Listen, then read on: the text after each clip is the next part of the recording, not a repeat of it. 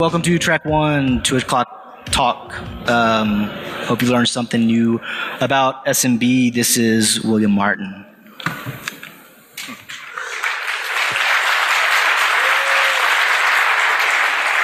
Hey guys. So, as introduced, my name is William Martin. For anyone who saw me yesterday, it's going to be pretty familiar. I'm an OSCP. I'm a pen tester based out of Charlotte, North Carolina. I'm a supervisor at RSM US LLP, and this is my second time presenting at DEF CON. First time was yesterday. So, lessons learned from yesterday is that if you've got any questions about this talk, want me to clarify or expand or get in contact with me, take a note of the Twitter handle right now. That's the best way you're going to be able to reach me. So it's a quick reach. Anyways, so before we get started, I want to make sure all the right people are in the room. We're going to be talking about SMB and SMB-based man-in-the-middle attacks. And for red teamers, this is useful to add a new kind of attack to your tool set, add a new technique to your arsenal. And for blue teamers, you want to know how to stop the red teamers from using what they learned today. And for like the three guys curious about SMB, it's also for you. That guy right there. Thank you. So, first things first, I want to clarify some terminology. When I mention SMB server, do not think of like a server 2012 or 2008. It is any Windows PC typically connected to a domain. Every Windows PC runs an SMB server by default, but when you're on a domain, typically that port's opened up so that anyone can talk to it. So when I say SMB server on client, it can be Windows 7 to Windows 7, 2012 to 7, 2012 to 2012. There is no connotation tied to the actual operating system. So, what is SMB? In a nutshell, it's a way to access files remotely. It's Microsoft solutions for network-based file sharing and file management. You can read and write files to it. You can authenticate to it. You can map network drives. And you can actually access some RPC pipes over it, as hackers love, like through PSExec and whatnot. What I want to clarify is that through this talk, I'm going to be talking about SMB 1 and SMB versions 2 and versions 3. Now, back when Vista was released, Microsoft pretty much did an entire rework of the SMB protocol. Originally, it was based on an IBM system, and that's what we call like NTLM, and Microsoft uses NTLM everywhere, so the names always get mixed up. But SMB version 1 is what we're typically familiar with for like, MS-17010 and things like that. SMB version 2 and 3 is an entire rework of the SMB protocol, and within that, there are different versions. They're called dialects. So 2.0.2 is the first version of SMB 2.3, and then you got 2.1, then you got 3.0, and then 3.02, and etc. So a typical exchange in SMB looks like this. Someone says, hey, what's in this folder? And SMB will reply, you got documents, desktop, and some not password file.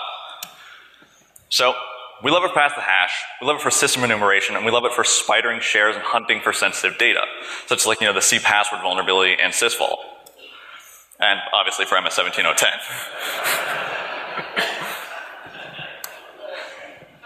Now, the premise of this talk and the origin of this talk is SMB signing. In particular, how it defeats my absolute favorite attack.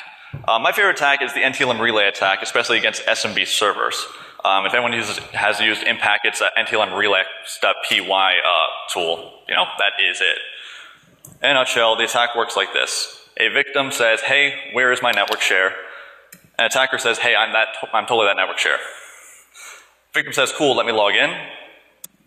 We then relay that to some random server we pick and say, hey, let me log in as this dude. Server says, yeah, that's cool. Just hash your password with this challenge. We send that back to the victim. They comply. We forward that on to the server. Server lets us log in, and then we kick the victim. We ghost them.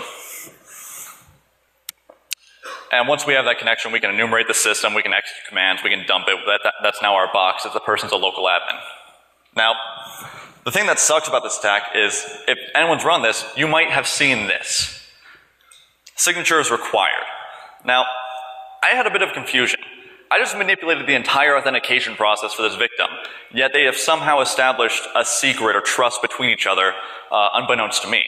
So I didn't know how could they have done that? Was there some kind of like public key, certificate kind of thing going on? I had no idea. So when I looked up what is SMB signing, I got vague descriptions. And if you've ever run a Nessa scan, I guarantee you've seen this. So Naturally, like most of you, I Google it. And I got its answers like, it stops man-in-the-middle attacks. Stops man-in-the-middle attacks. Trust us, it stops man-in-the-middle attacks.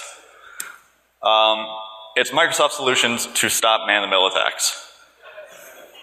That's about it. That's all the information I could find.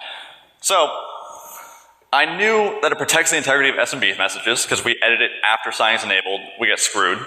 It's required by default on DCs. It occurs only after the authentication process, and it stops my favorite attack, which is kind of like a dick move. So, I dove into the MSN DDoS, and this was supposed to be a GIF, but, you know, whatever. And I saw things like this. And I saw things like that for a while. Quite a while. But eventually I found the answer to what SMB signing actually is. And we're going to dive into that. At the end of the authentication phase, both the client and the server will share the same session-based key. It's just a 16-byte value. They then use that value to generate other keys to then sign the messages. Now, the goal of what we're about to cover is where does that key come from and how can we compromise it? By the way, that's what a signature looks like for anyone who hasn't used Wireshark on a DC. So, the session-based key actually depends on what authentication mechanism is used. So let's talk through NTLM-v2, also my favorite type of authentication. There are 3 messages in NTLM-v2. There's a negotiate, a challenge, and an authentication. So negotiate just says, hey, I want to log in. And they set some empty parameters. Like you can see in this capture, there is no username, there's no workstation, there's no domain name. It just says I want to initiate this conversation. One flag that can be in this message is called the negotiate key exchange flag. And we're going to get into that later, but in a nutshell, what that means is that once both the client and the server establish that shared session-based key, they're going to change it again. But that's what that flag means. We'll get to that. The challenge says, cool, all right, hash your password with this data, and then send it back to us.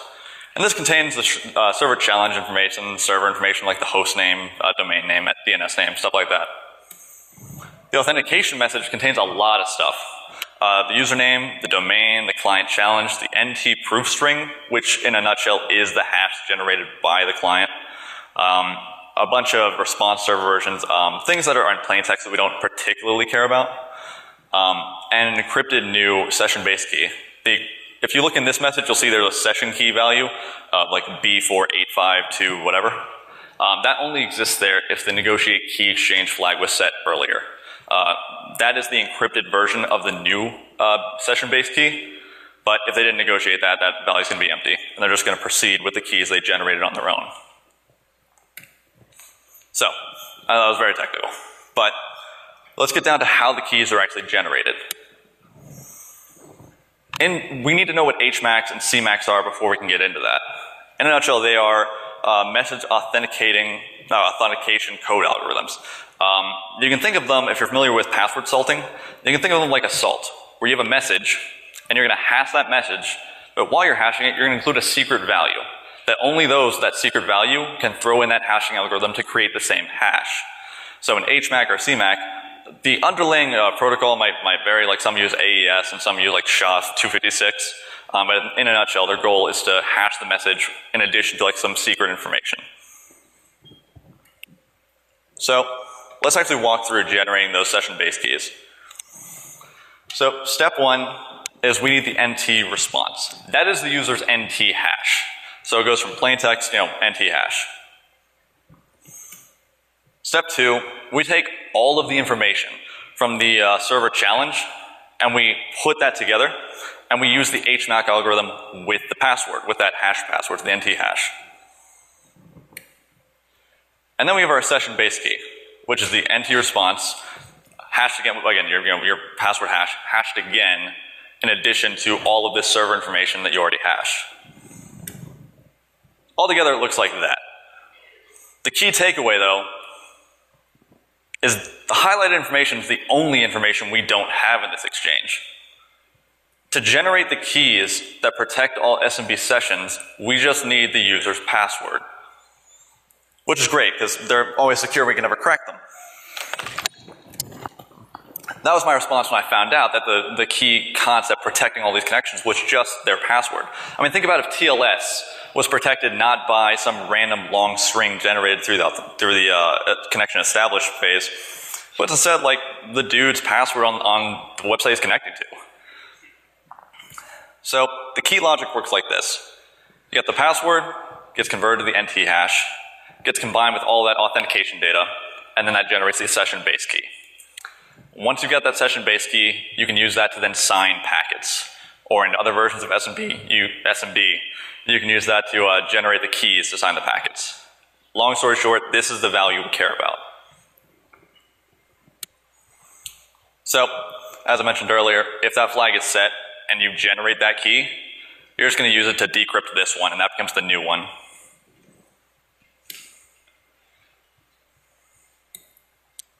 So, with that knowledge now of how those session base keys are generated, I want to go back to my favorite attack, the NTLM v2 relay attack, and show where that trust is established. And I know there are some Microsoft guys or AD admins in here who are going to laugh at this for leaving this step out.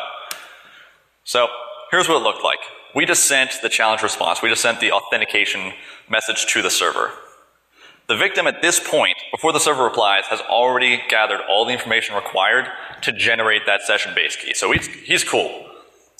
The server doesn't have the user's password unless you're connecting to a DC itself. So the server actually sends all of that data off to the DC through a mandatory encrypted channel. Please trust me on that one. And the DC will reply if it's a valid login, and if it is, the DC will generate the same key in the same way that the victim did and provide that to the server. That's the trusted secret that we don't get. So, I know you're all thinking, what about Kerberos? So, Kerberos is a bit more difficult to get into. Starting from step 0, when the user logs into their workstation, they log in and they send a request to the Kerberos server, typically the DC.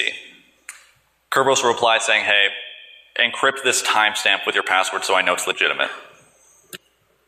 We send the encrypted timestamp, and the Kerberos server replies with our TGT, which is our session key. We're going to use that for most everything on the domain. We're going to use that for future communication with the DC. We're going to use that to request tickets to other resources on the network, such as when we want to connect to something called a file server 1, just a random file server, and the DC will reply with an encrypted service session key in that packet. We'll send the ticket we just received off to the file server. File server will, assuming it's valid, will reply and say, hey, cool, you're good.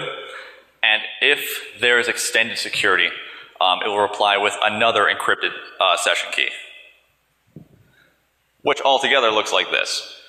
Password turns into the Kerberos session key we got when we first logged into Kerberos.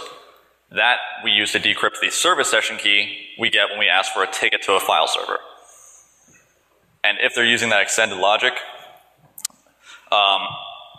we use that last key to decrypt the now new key provided from the file server. These keys are then used to sign the SMB messages. These are the SMB session keys.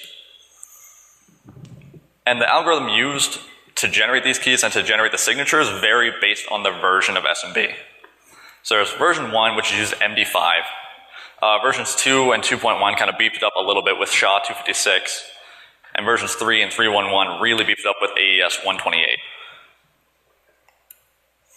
So now that we know the only thing protecting these sessions is the integrity and the complexity of the user's password, let's go after it. So first things first, we just talked about how to kind of break SMB signing keys and how to break signed SMB connections. But when SMB signing isn't used or we have that, it's essentially HTTP without HTTPS. If encryption is not used, we can steal copies of files passed over the wire, with or without the keys. And encryption is not used by default. If signing is not used, it's fair game. You can replace every file with an identical link that executes our code. You can swap out the contents of legitimate files passed over the network. You can inject fake files into directories, and that helps with social engineering. And if signing is used and we know the password, then we can do all the above, plus we can also backdoor some stuff pulled from the DC by the user. So, in SMB version 1, they don't really use signing by default. And in SMB version 2, 3, the case is pretty much the same. Unless somebody requires signing on one of the sides, no one uses signing. So, we just talked about how to break signing. Most of the time, it's not even in place, per the Nessus reference. Also, SMB version 1, there is no encryption. So for those plain text files passed over the network, we can just grab them. SMB versions 2 and 3, it supports encryption in version 3, but it's not enabled by default. And enabling it is a bit of a pain. So chances are you can also, regardless, steal files passed over the network. Broken down, there are various versions of SMB, and they're supported on various types of operating system. Like Vista came out with SMB version 2, and that was the first one to come out with it, with 2.02. Then you've got the latest and greatest Server 2016 using 3.1.1, and Windows 10 using 3.1.1. Everyone else uses something earlier. Or rather not earlier, in between those. Notable exceptions in all of this is that DCs require SMB signing by default. Windows 10 2016 have protected paths that always require signing if they're connecting to a path that matches these paths. So anything that's like something sysvol or something net logon, the client's going to require signing regardless of what the server says.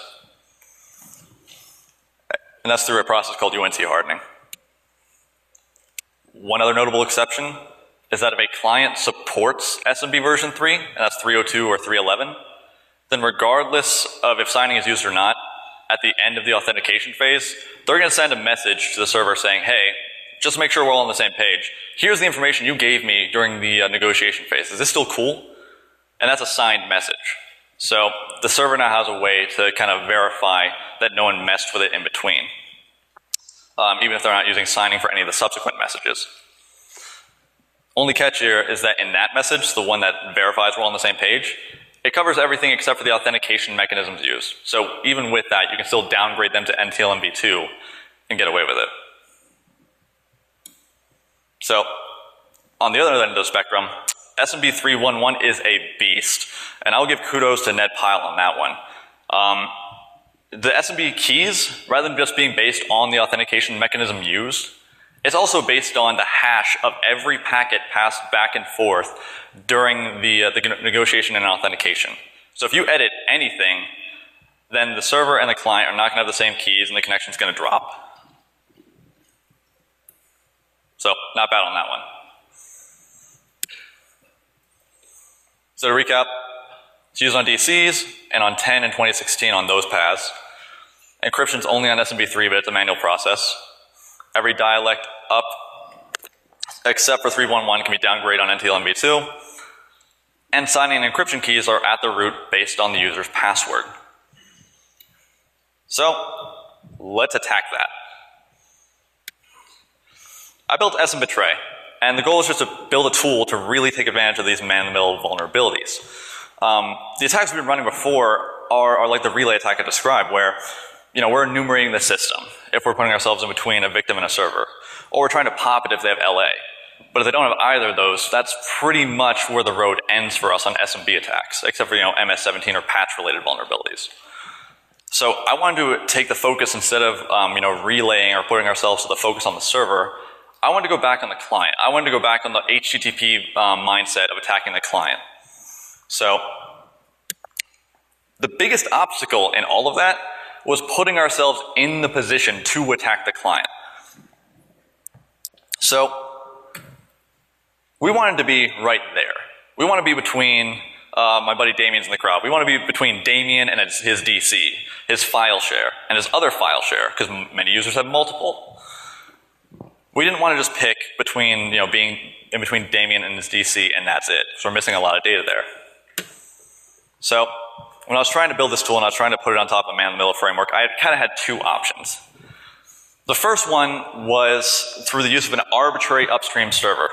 a lot of these man-in-the-middle tools will use an arbitrary upstream server as a way of stability. Long story short, you receive a connection during like an ARP cache poisoning attack. IP tables will redirect that connection right back to you. And then in the socket layer, you will then forward it on to wherever you want. The catch is when you're at that layer, you don't have the original destination of the connection you just hijacked. So if Damien was trying to connect to his DC and I intercepted that connection, I might be redirecting him to some random file share I picked. And on his end, that's not going to be what he wants, so he's going to drop the connection, and it might not give me all the things I want. I want him using that connection so I can take advantage of every opportunity. I want him downloading files so I can steal them over the wire. The other opportunity for a man-in-the-middle tool to kind of take advantage of that was through the use of netfilterq.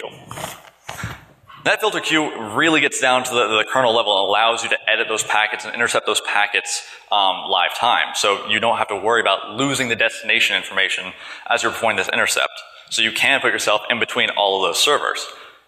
Only catch is that when you're putting yourself in between all of those servers, Python is what I was using, and Python would just snowball, it would drag. What would seem very quick to us was eons for TCP.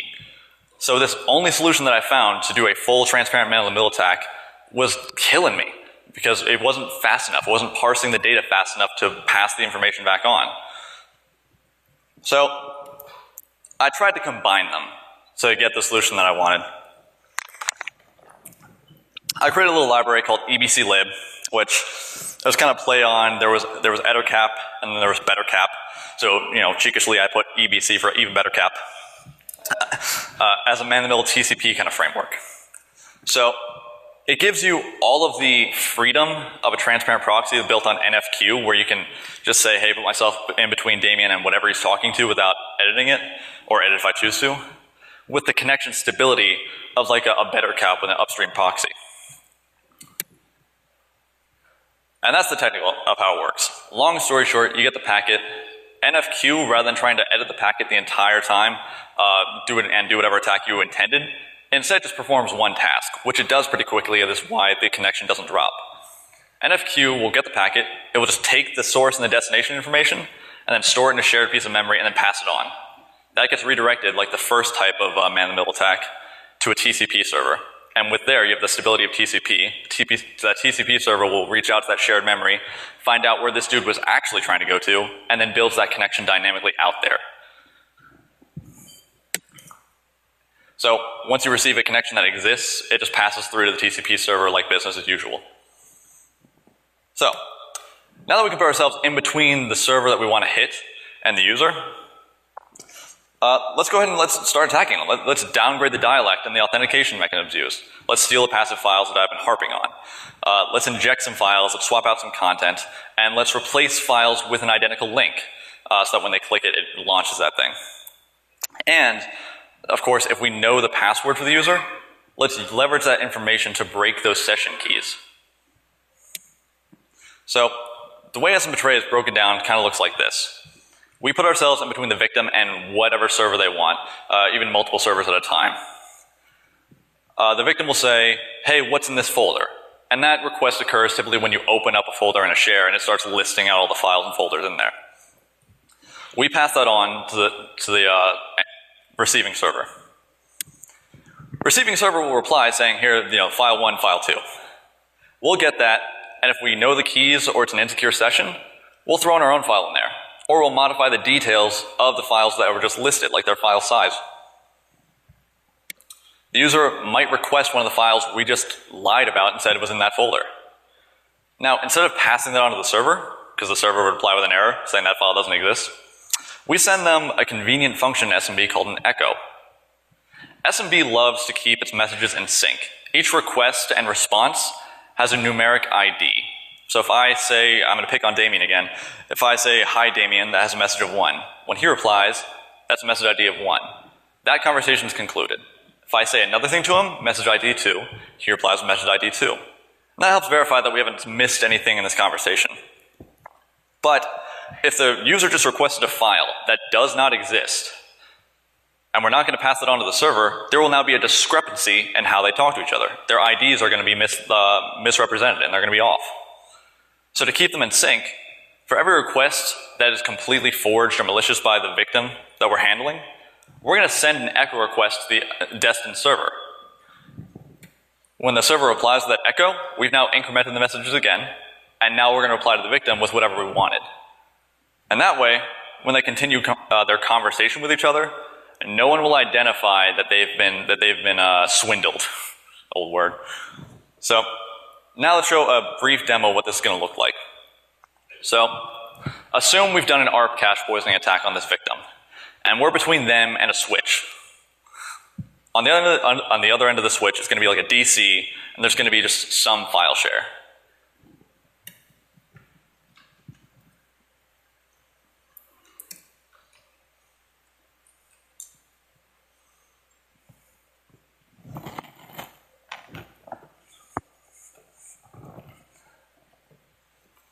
So first things first, we're just logging into a user's workstation to show you what a non-attack scenario looks like, what his average PC sees. He's got a file share, a map drive called some network share, and there are some files in there. Keep a mental note of the files that you see, because we're going to be injecting some and removing some.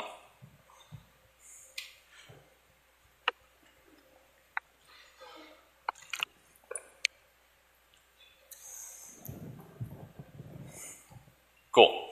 So now we're going to launch the ARP cache poisoning attack to really put ourselves in between him and whatever he wants to talk to.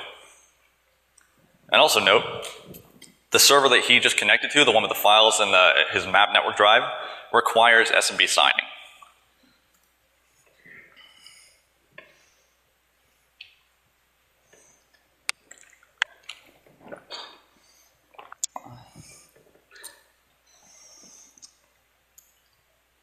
We've got a file containing a lot of POP credentials, so if you've been running like an LLMNR or an NTN a NetBIOS poisoning attack on your LAN, you might have these credentials. And we're going to load these credentials into the tool itself. It's just going to use them, and when it sees a connection coming from that user, it's going to try to leverage those credentials to pop the SMB signing keys.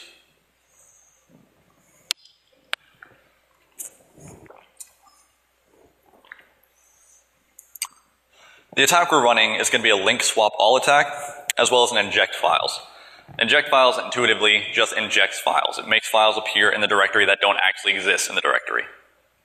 And the link swap all is any file at all, we're going to replace it with instead a link that will run whatever we want.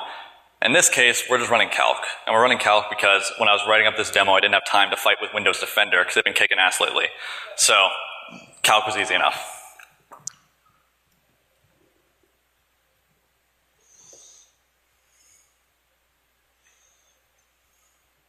So now Paul Davis is going to log back into his PC. You can see we capture his hash.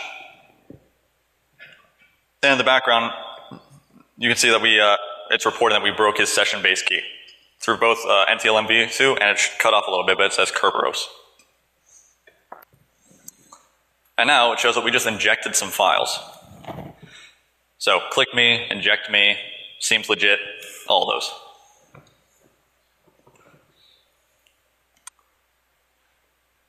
The text file that we opened up earlier is now a link. And when opened, we'll run whatever we want. In this case, it was calc. Inject me, a totally fictitious file that doesn't exist on the server he thinks he's talking to, is now there.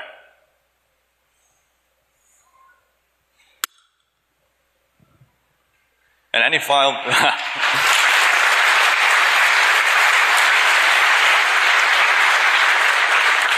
Thank you. Any file that this user is now downloading or opening, either directly or indirectly, through back-end processes in Windows, we will be passively stealing a copy of. And to show the impact of that, I'm going to run the attack again. But I'm going to run the attack again with no credentials, and the only thing I'm going to do is I'm going to passively steal stuff. So this is useful if you are on a LAN, they're pretty hardened, you can't get LA anywhere, you can't crack their creds, but you need to still, make some progress on hacking them. So,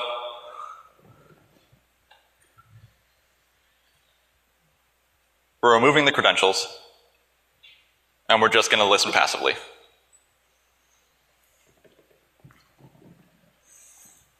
As it turns out, when Windows starts up, it downloads a lot of useful information from the DC. And if you are lucky enough to be running an attack like this, or if you DOS your client or you DOS your victim to convince them to reboot their PC, you might just be able to capture all of these valuable pieces of information from the DC.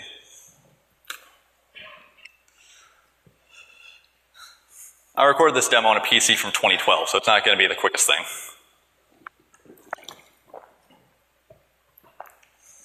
PC just started up, and we've already intercepted some connections. Paul Davis is logging in.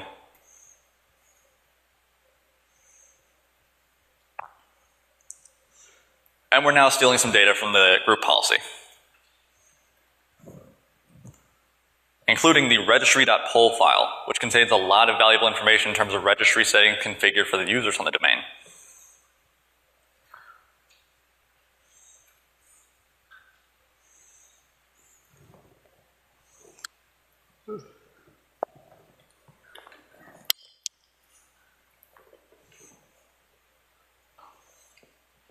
So, that was the demo. Thank you.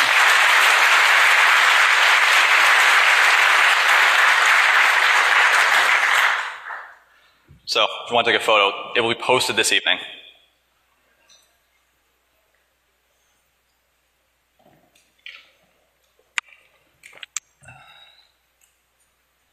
Cool.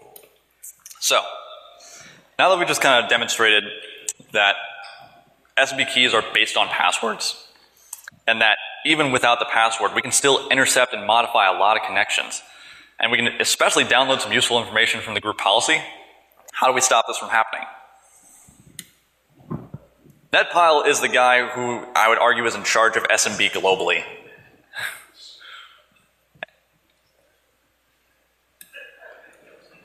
Disable SMB1. Second thing, even though we're just demonstrating that you can defeat SMB signing, that's by no means any excuse not to require it. There is, and for those who haven't run Nessus scans, there's an option to just support SMB signing, and there is one to require it always, and I highly recommend you require it always. Unless you're running XP systems, you're going to be able to support that.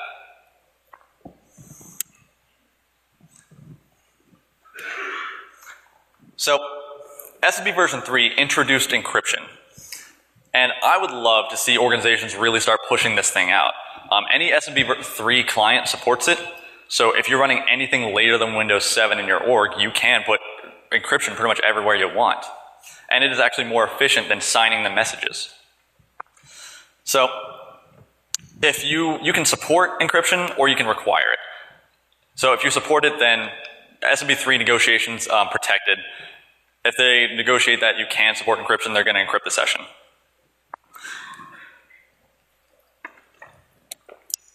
So, UNC hardening is one of the features used by default by Windows 10 in 2016 to protect the sysvol and the net logon shares for any connection going out to something that looks like that.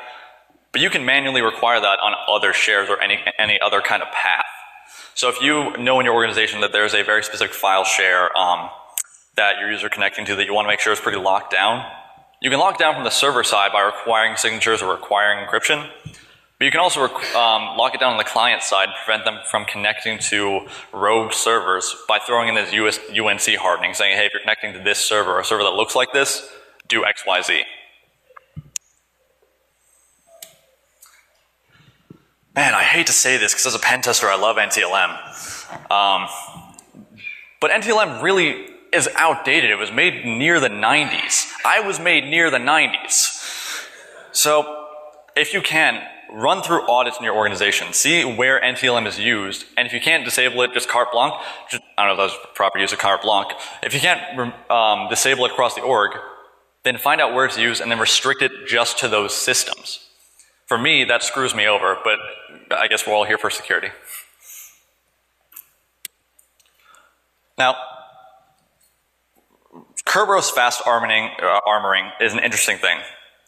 We showed that if we know the user's password, we can intercept their Kerberos authentication phase and steal their Kerberos session key from the initial logon and then use that to steal their Kerberos ticket session keys from every subsequent request. That can be protected, but it requires Kerberos fast armoring, which in a nutshell, any request going to the Kerberos server is first locked up with the, I'm hoping my detail's right, with the machine account's Kerberos tickets. Which means unless you can pop the machine account password with that obscenely large password, you're not going to be able to modify or intercept that Kerberos session key, even if you know the password.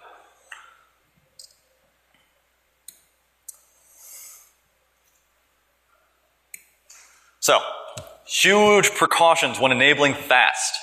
It requires Windows 8 and 2012 or later throughout the environment. Just like SMB signing, it can be supported or it can be required. If you just support it, we're gonna take advantage of the benevolence of the server and just downgrade clients. But if you require it, then you better make sure that all your clients can connect to it, otherwise you're gonna brick them. They're not gonna be able to talk to the DC. So, Microsoft has great documentation on how to push out fast armoring, and I'd highly recommend you going through the procedure of pushing this out through your organization. Always use passphrases, not passwords. A lot of the SMB signing crap that we just covered in terms of breaking the keys relies that we compromise their password. So push out strong passwords. Push out strong passwords and require SMB signing, and you're a lot better than you were at the beginning of this talk, even if you don't do all the other complicated and involved things like fast armoring. All right. So that pretty much leaves us to like a Q&A, but right now I want to acknowledge that a few people have contributed on this talk.